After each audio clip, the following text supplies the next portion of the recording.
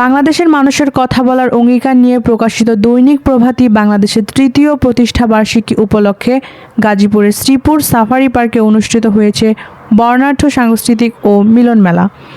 অনুষ্ঠানে দেশের বিভিন্ন প্রান্তের সাংবাদিক ও অতিথিরা অংশ নেন।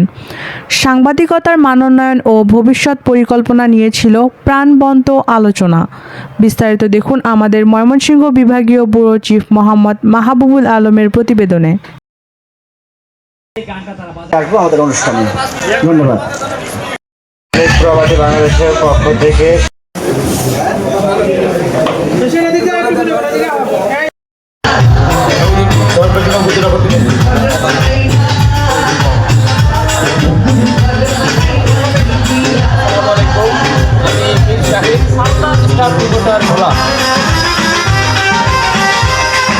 আসসালামু আলাইকুম ওয়া রাহমাতুল্লাহ।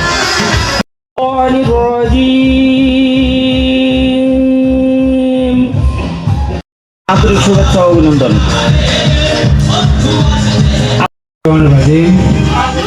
বিসমিল্লাহির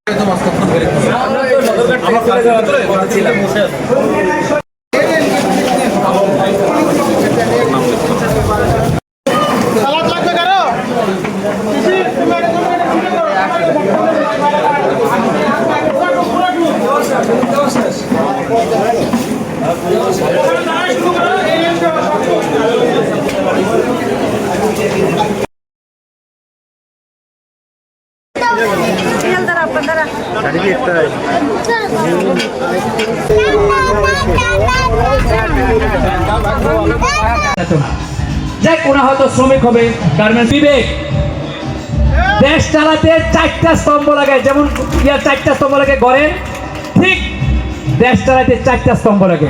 চার স্তম্ভের এক স্তম্ভ হলো সাংবাদিক।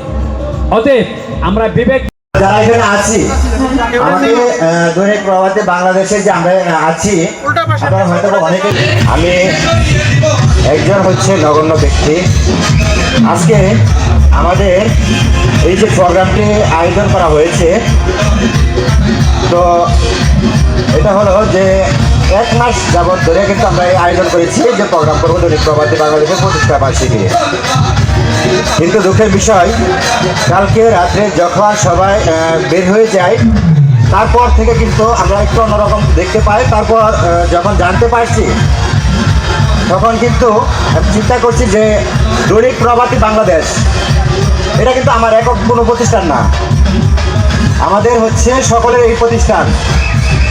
আমাদের এই প্রতিষ্ঠানটি আজ পর্যন্ত আমাদের যত ডিসিশন এবং যত চিন্তা চেতনা সকল কিন্তু আমাদের পরিবারের সকলের মতামতের উপর ভিত্তি করে আমাদের কিন্তু সকল সিদ্ধান্ত নেওয়া হয়েছে। তো আজকেও কিন্তু ব্যতিক্রম কোনো কিছু না। আজকেও আমাদের সকাল 7টা 30 মিনিটে মিটিং দেওয়া হয়েছিল যে আপনাদের সকলের উপর